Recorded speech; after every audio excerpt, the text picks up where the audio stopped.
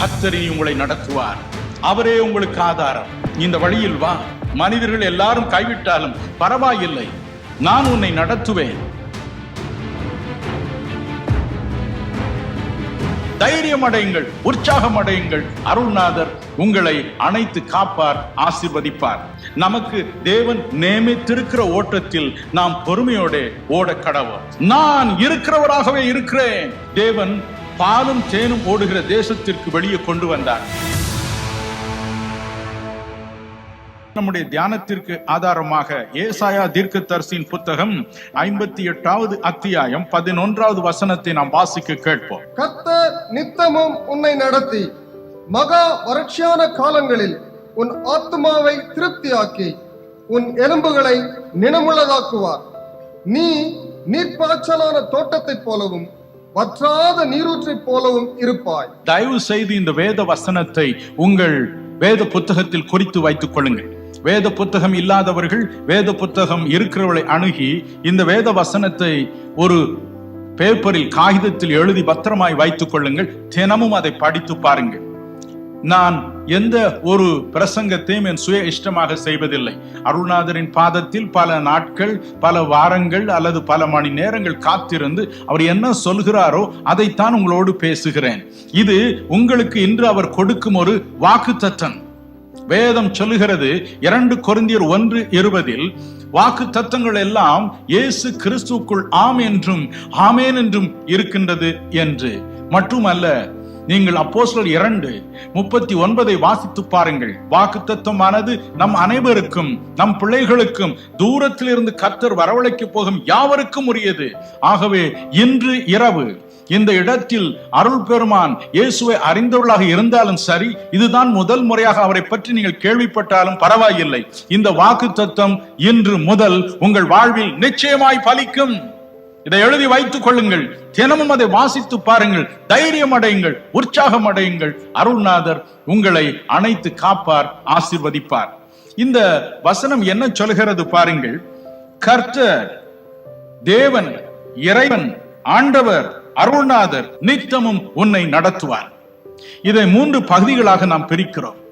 கர்த்தர் உன்னை நடத்துவார், தினமும் உன்னை நடத்துவார், அவருடைய வழியில் உன்னை நடத்துவார். 3 வசனங்கள் ஒரு வசனத்தில் அடங்கி இருக்கின்றன.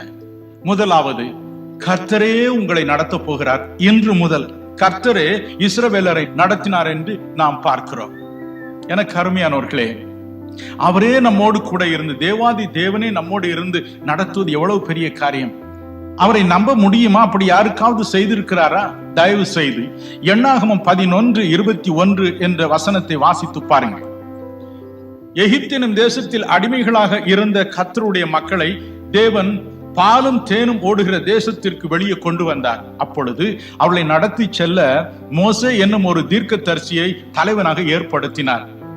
ஒரு குறிப்பிட்ட உணவு பொருளை அவர்கள் விரும்பி கதறின பொழுது தேவன் சொன்னார், 1 மாதம் வரைக்கும் அவர்களுக்கு தெவிட்டு போகும் வரைக்கும் நான் இந்த உணவு பொருளை கொடுத்து ஆதரிக்க போகிறேன் என்று மோசேக்கு சொன்னார்.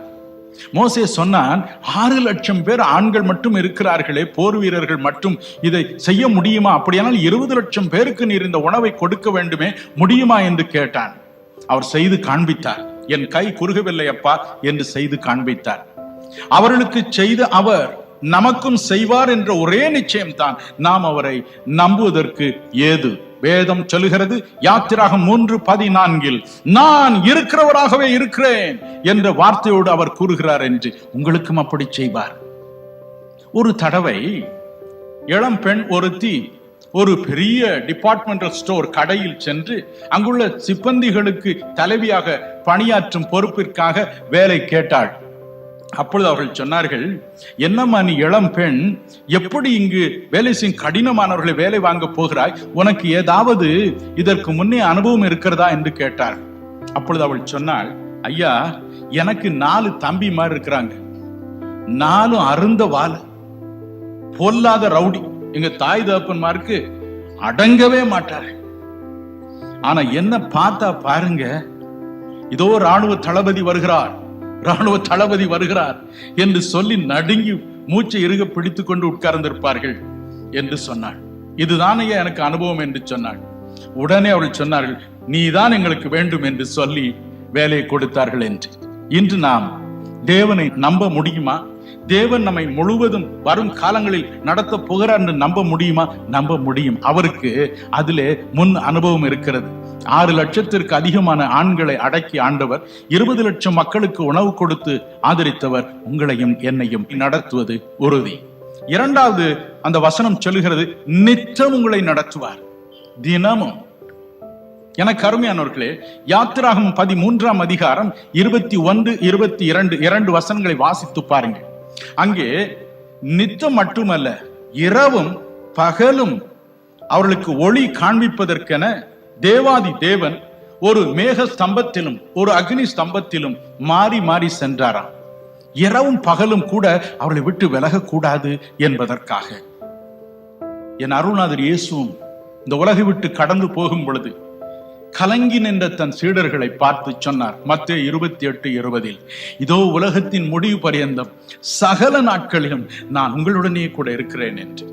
எனக்கு அன்பானவர்களே, அவர் நம்மோடு இருப்பது நமக்கு போதுமானது. ஒரு தடவை ஒரு பத்திரிகையில் ஒரு விகட துணுக்கு ஒன்றை வாசித்தேன். ஒரு மனிதன் ஒரு ஜோசியரை பார்க்க போனான். ஐயா, ஒரு நல்ல காரியத்தை குடும்பத்தில் செய்ய வேண்டும், எந்த நாள் நல்ல நாள் பார்த்து சொல்லுங்கள் என்று.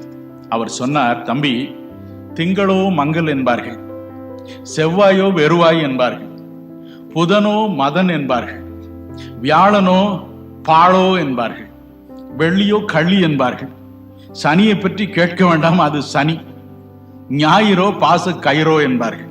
வேண்டவே வேண்டாம். இந்த 7 நாட்கள் தவிர எந்த ஒரு நல்ல நாளையாவது நீ பார்த்து வைக்கலாம் என்று சொன்னார். அவன் மூளை குழம்பி போய்விட்டான். தேவன் சொல்கிறார், எல்லா நாளும் நல்ல நாளப்பா, காரணம் நான் உன்னோடு இருக்க போகிறேன் என்று. சகல நாட்களிலும் நான் உங்களுடனே கூட இருக்கிறேன் என்று சொன்னார். மூன்றாவது சொன்னார், நான் உனக்கு வழி காட்டுவேன், நீ நடக்க வேண்டிய வழியை உனக்கு காண்பிப்பேன். சங்கீதம் 32:8 பாருங்கள். அங்கு இயேசு சொன்னார், தேவன் சொன்னார், யெகோவா சொன்னார். என்ன சொன்னார்? நீ நடக்க வேண்டிய வழியில் உன்னை நான் நடத்துவேன்.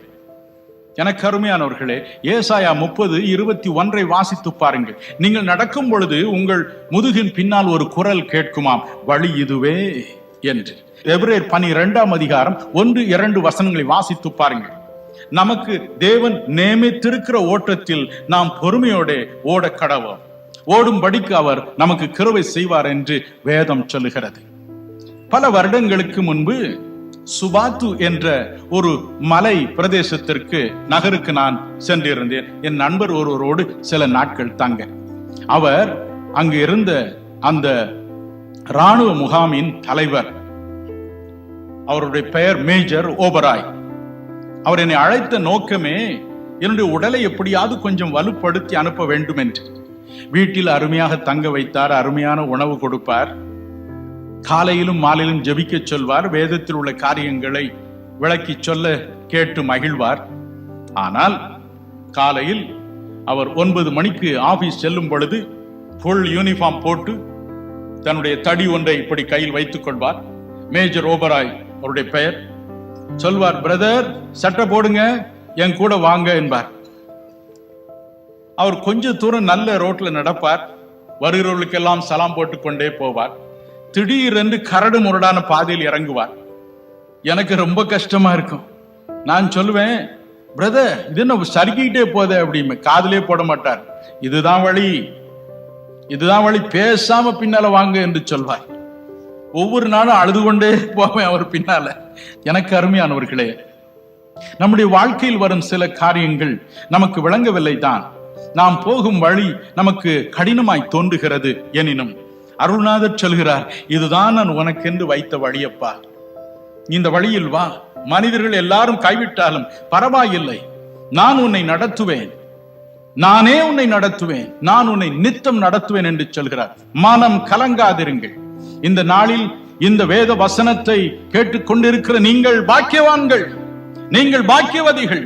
இயேசு கிறிஸ்துவின் பிரதிநிதி என்ற ஒரே ஒரு ஸ்தானத்தில் நின்று திட்டமும் தெளிவுமாய் நான் இதை உங்களுக்கு சொல்ல முடியும். கர்த்தர் உங்களை நடத்துவார், அவரே உங்களுக்கு ஆதாரம்.